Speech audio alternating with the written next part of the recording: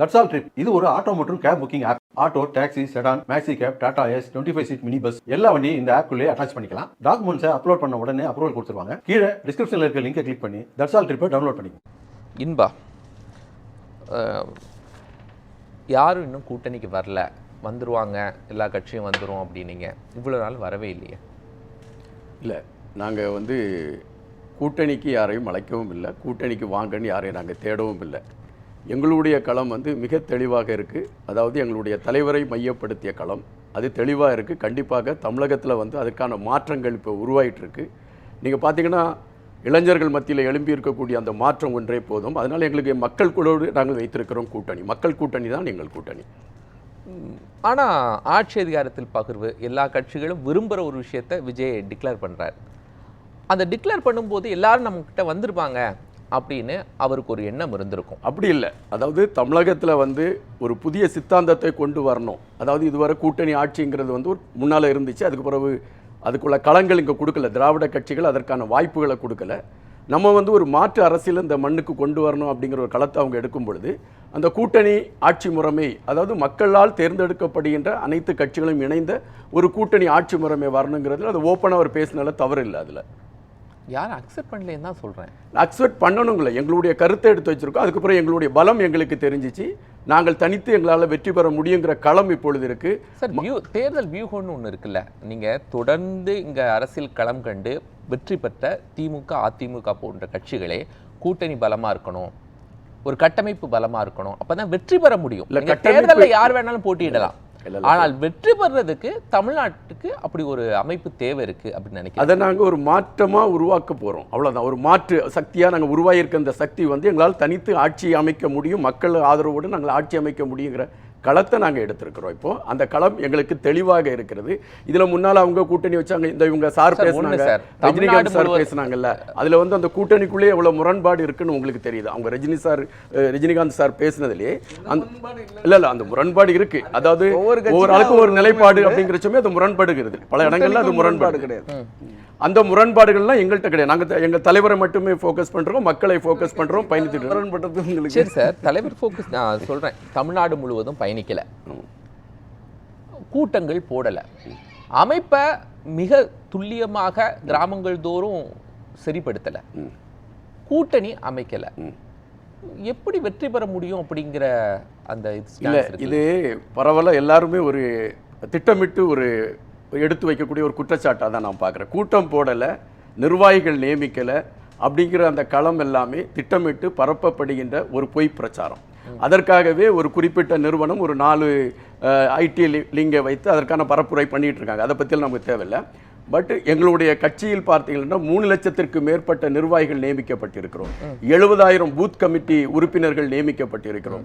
எங்கள் கட்சியின் குக்கிராமம் வரை பொதுக்கூட்டங்களும் கொள்கை விளக்க கூட்டங்களும் மக்களை சந்திக்கக்கூடிய களங்களும் எடுக்கப்பட்டு கொண்டு இருக்கக்கூடிய காரணத்தினால்தான் துறைமுகம் தொகுதியிலே சந்திக்க சென்ற அந்த மக்களை திமுகவை சார்ந்தவர்கள் அடித்து விரட்டிய அந்த சூழல்லாம் அங்கு அரங்கேறி இருக்கிறது.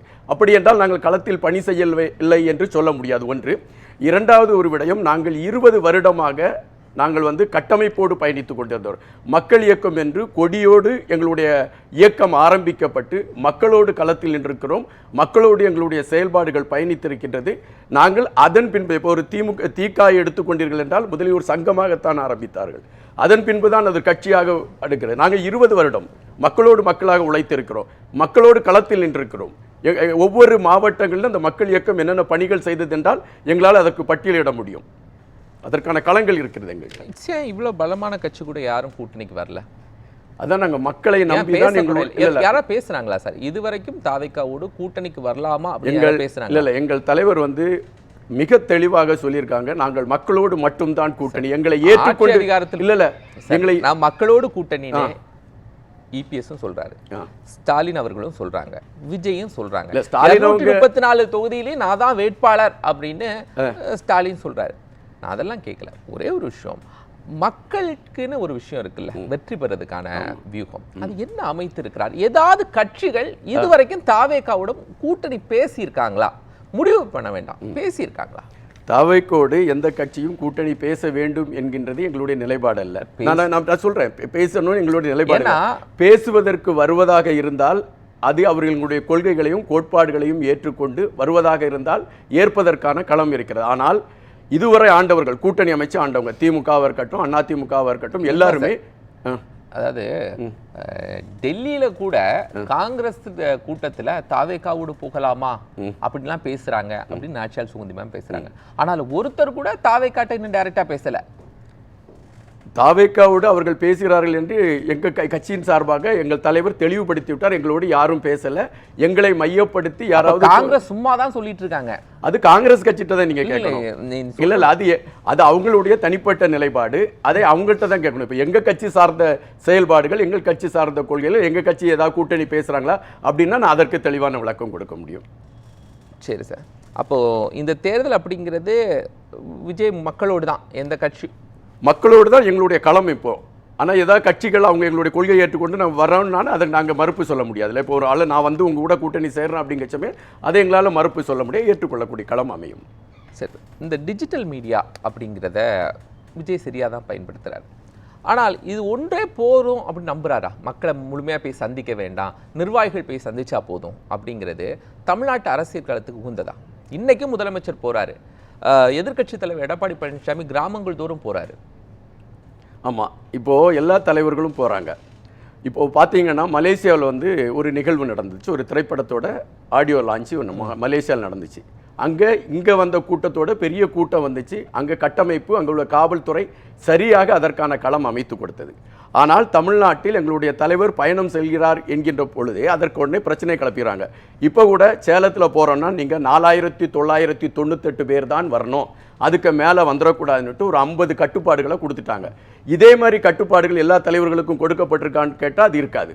ஆனால் எங்களுடைய கட்சிக்கு மட்டும் திட்டமிட்டு இது திணிக்கப்படுது அப்படிங்கிறத அதை நம்ம மக்களுக்கு தெரியும். அது மக்கள் எங்களை புரிஞ்சுக்குவாங்க.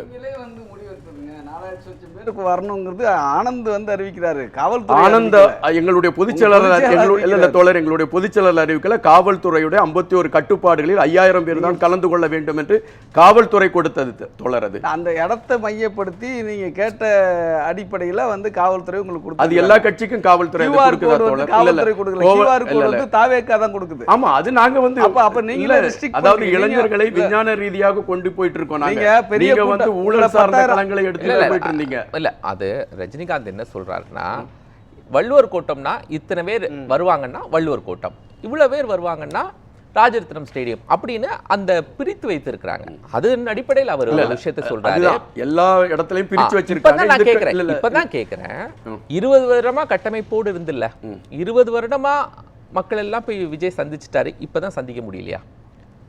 அதாவது தலைவர் போய் இப்படித்தான் சந்திச்சு தான் வாக்கு அந்த மக்கள் அவங்களை ஏற்றுக்கொண்டாங்க அப்படிங்கிற களம் இல்லை. எம்ஜிஆர் அவங்க போய் அதை பிரச்சார களங்கள்லையும் மற்ற ஒரு குறிப்பிட்ட களங்கள்லையும் மட்டும்தான் அவங்க மக்களை சந்திச்சிருக்காங்க. நீங்கள் வரலாறு வேணால் புரட்டி பாருங்கள். அம்மையார் ஜெயலலிதா அவங்க கூட அதே களத்தை தான் எடுத்துக்கிட்டு இருந்தாங்க. ஒரு கரிஷ்மான் இருக்குது, இந்த தலைவருக்கான ஒரு கரிஷ்மா. அந்த கரிஷ்மா எங்களுடைய தலைவருக்கு இருக்குது. அவரை எடுத்து வைத்திருக்க கொள்கைகளையும் கோட்பாடுகளையும் மக்கள் ஏற்றுக்கொள்கிறாங்க. அவர் வந்து எங்களை மீட் பண்ணணும். நாங்கள் ஒவ்வொருவரும் இப்போ விஜய், அதாவது நீங்கள் எங்கள் தமிழக வெற்றி கழகத்தை பொறுத்த மட்டும் ஒரு கோட்பாடை நீங்கள் பார்க்கணும். எம்ஜிஆர் தமிழ்நாடு முழுவதும் பயணிக்கலை, செல்வி ஜெயலலிதா அவர்கள் தமிழ்நாடு ஃபுல்லும் பயணிக்கலைங்கிறீங்களா? தமிழ்நாடு ஃபுல்லா பயணிக்கலன்னு சொல்லல. நீங்க சொன்னீங்களா அடிக்கடி போய் சந்திச்சாங்களா, அடிக்கடி மக்களை சந்திச்சாங்களா, அடிக்கடி மக்கள்கிட்ட தொலைக்காட்சியை போய் சந்திச்சு பேட்டி கொடுத்தாங்களா? ஒரு முறையா சார், அடிக்கடி இல்ல, ஒரு முறையாவது தமிழ்நாடு முழுவதும் பயணிச்சுட்டு வந்தாங்க. இல்ல, நானே அதே ஒரு கேள்வி நம்ம ஒரே ஒரு முறை தமிழக முதலமைச்சர் அலுவலகத்திலிருந்து 2 அலுவலகத்தில் ஒரு அறை இருக்கிறது, அதுபோல அவங்களுடைய அறிவாலயத்தில் ஒரு அறை இருக்கிறது. இந்த 2 அறையிலையும் செய்தியாளர்களை அவர் கூப்பிட்டு சந்திச்சதா நீங்க அந்த 4.5 வருஷத்துல ஒரு நாள் பட்டியல் போடுங்களா? ஒரே ஒரு நாள் சொல்லுங்க. எங்களை மட்டும் மையப்படுத்தி இந்த காழ்ப்புணர்ச்சியில் எடுத்து வைக்கக்கூடிய கருத்து எதுக்கு வைக்கணும்? இல்ல, செய்தியாளர் சந்திப்புக்குன்னு செய்தியாளர் சந்திப்புக்கு உங்களுக்கு அறை இருக்கு. இல்ல வழியில போற வழியில கேக்குறாங்க, அப்ப பதில் சொல்றாரு. செய்தியாளர் சந்திக்கிறதா இல்லையா, எங்க சந்திக்கிறாருங்க? செய்தியாளர் சந்திச்சு செய்தியாளர்கள் கேள்வி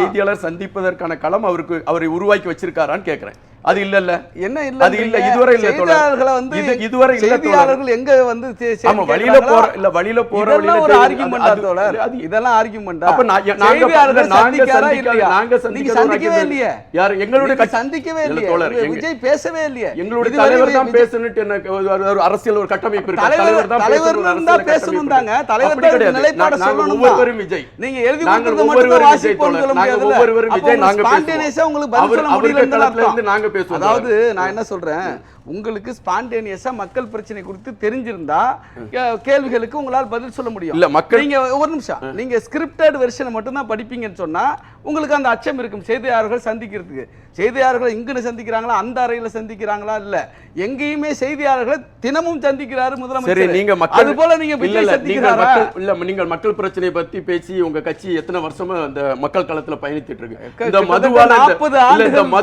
40 ஆண்டுகள் மக்களுக்காக தினம் தினம் போராட்டத்தில் இருக்கிற கட்சி விடுதலை சிறுத்தைகள் இந்த மதுவால இந்த நாட்டுல பாதிப்பு இருக்கா மது ஒழிப்பு மாநாடை நாங்க நடத்துறோம் எந்த கட்சியோட நீங்க கூட்டணி வச்சுட்டு மாநாடு நடத்துறீங்க அந்த மதுவை திறந்தவங்க கட்சி கூட தான் நீங்க கூட்டணி வச்சிருக்கீங்க அவங்க கூட கூட்டணி வச்சுதானே நீங்க இந்த பீகார்ல இருந்து ஒரு பொண்ணை அடிச்சு கொன்னாங்களே அப்ப நீங்க எங்க இருந்தீங்க மது ஒழிப்பு என்பது எங்கள் கொள்கை தேர்தல் கொள்கை எல்லாம் ஏற்றில் இருக்கிறது நாங்கள் அதை செயல்படுத்தி கொண்டு வர அவ்வளவுதான் மது ஒழிப்புக்காக மாநாடு நடத்தி மது ஒழிப்புக்காக நீங்க வந்து இங்க கூட்டணி வச்சுக்கிட்டீங்கன்னா அந்த கூட்டணி வச்சா கூட்டணி என்பது ஒரு விஷயத்தை மட்டும் மையப்படுத்தி நீங்க பேச முடியாது பல்வேறு காரணங்கள் இருக்குது மது ஒழிப்பில் உடன்பாடு கொண்ட ஒரு கொள்கை திமுக இருக்கு அதை நீங்க புரிஞ்சுக்கணும் நீங்க இப்ப சொன்னீங்களா நாங்க பாரதிய ஜனதாவை எதிர்க்கிறோம் பாரதிய ஜனதாவோடு மறைமுக கூட்டணி திமுகவுக்கு இல்லன்னு உங்களால அடிச்சு சொல்ல முடியுமா மறைமுக கூட்டணி திமுகவுக்கு எப்படி சொல்ல சந்திரபாபு நாயுடு இருக்குன்னு சொல்லுங்க சந்திரபாபு நாயுடு இருக்கு நீங்க சந்திரபாபு நாயுடு இல்ல நான் சொல்றேன் இருக்குன்னு சொல்லுங்க சந்திரபாபு நாயுடு கூட்டிட்டு எதுக்கு முதலமைச்சர் போய் மோடி அவங்களை தனியா சந்திச்சாரு சார் அதாவது நீங்க ஒரு விஷயம் எந்த சந்திரபாபு நாயுடு எப்ப சந்திச்சாரு ஆந்திரா முதலமைச்சர் அதுதாங்க நீங்க வந்து ஆதாரம் காட்டுங்க ஆதாரம் சார் இல்ல ஆதாரம் இருக்கு சார் ஆதாரம் இருக்குங்க சும்மா அடிச்சு விட்டு போக கூடாது போற போக்குல பொதுவான நிகழ்ச்சிகள்ல சந்திக்கிறத பொதுவான நிகழ்ச்சி அரசு சார்ந்த நிகழ்ச்சியில போக வேண்டிய அமைச்சர் வேறொரு அமைச்சர் போக வேண்டிய அமைச்சர் வேறொரு அமைச்சர் இடி பிரச்சனை வருது இடி பிரச்சனை வரச்ச அதற்காக சந்திரபாபு நாயுடு பாஜக தலைவரை பார்க்க என்ன ஆதாரம் பத்திரிகையில இருக்கு சார் சும்மா போற அவர் பாஜக தலைவரை பார்க்க போல நீங்க எடுத்து பாருங்க பிரதமரை சந்திப்பது உள்துறை அமைச்சர் சந்திப்பது வேறு நீங்க சொல்றது அடிப்படை ஆதாரமற்றது இன்னைக்கு பாஜகவுக்கு தீவிரமான ஒரு எதிர்ப்பை திமுக வந்து களத்தில் நின்று போராடி கொண்டிருக்கிறது இன்னைக்கும் தமிழ்நாடு வெல்லும் டெல்லியை இதை வந்து தோற்கடிக்கும் என்று தமிழ்நாடு முதலமைச்சர் சொல்றாரு அந்த தெளிவு உங்கள்கிட்ட உங்க ஜனநாயக ஒரே நிமிஷம் ஒரு நிமிஷம் இருங்க உங்க ஜனநாயகனை வந்து தடுக்கிறதே வந்து பாஜக அந்த ஒன்றிய அரசின் கட்டுப்பாட்டில் இருக்கிற சென்சார் போர்டு அந்த பாஜக நீங்க ஒரு வார்த்தை விமர்சிக்கிறீங்களா ஏன் விமர்சிக்க மறுக்கிறீங்க நீங்க அவர்கள் பெற்றெடுத்த பிள்ளை அதனால விமர்சிக்க மறுக்கிறீங்க அப்படியா பேசக்கூடாது தும்முனா கூட திமுக என்று சொல்லுங்க தாவேகாவும் விஜய்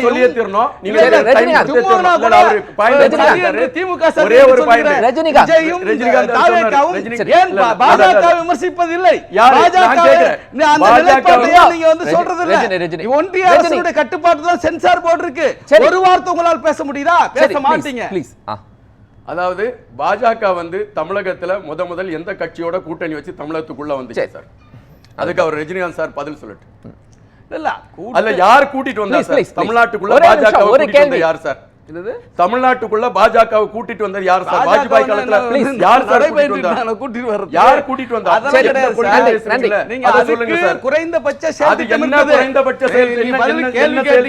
என்ன பதில் சொல்ல விடுங்க அது இந்த குறைந்தபட்ச செயல் திட்டம் என்ன நீங்க அதான் நான் சொல்றேனே நீங்க ஒரு செயல் திட்டம் கிடையாது சார் உங்களுக்கு ஓட்டு வாங்க அவங்க பேசக்கூடாது எங்களை பொறுத்த மட்டும் இந்த ரிசல்ட்டை பாத்தீங்கன்னா திமுகவுக்கு சவால் அதிகம் இருக்கு அந்த சவாலை கொடுத்துக்கிட்டு இருக்க கட்சி தாவேகா தான் காரணம் பார்த்தீங்கன்னா உலகக்கோப்பை நடக்குது அங்கே விசிலை பயன்படுத்தக்கூடாதுன்னு சொல்லிட்டாங்க சமீபத்தில் ஒரு 2 or 3 hours பேக் சிவகங்கை மாவட்டத்தில் அந்த துப்புரவு தொழிலாளர்கள்ட்ட நீங்கள் விசில் சின்னத்தை உபயோகப்படுத்தக்கூடாது அப்படின்னு சொல்லி தடுத்துக்கிட்டு மைக்கு கொடுத்து நீ குப்பைன்னு சத்தம் போட்டு போங்கன்னு சொல்லி கொடுத்துருக்காங்க அப்போது திமுகவுக்கு கரெக்டாக அந்த சவால் கொடுத்துக்கிட்டு இருக்க கட்சி எங்கள் கட்சி தான் தலைவர் கிட்ட ஒரே ஒரு கருத்து மட்டும் பதிவு பண்ண நேரம் இல்லாத காரணத்தினால தேசிய தலைவர் பிரபாகரன் அவர்களுடைய பெயரை மையப்படுத்தி தமிழ் தேசியத்தை வளர்க்கக்கூடிய கட்சி நாங்கள்னுட்டு அவர் மார்பு தட்டினார்.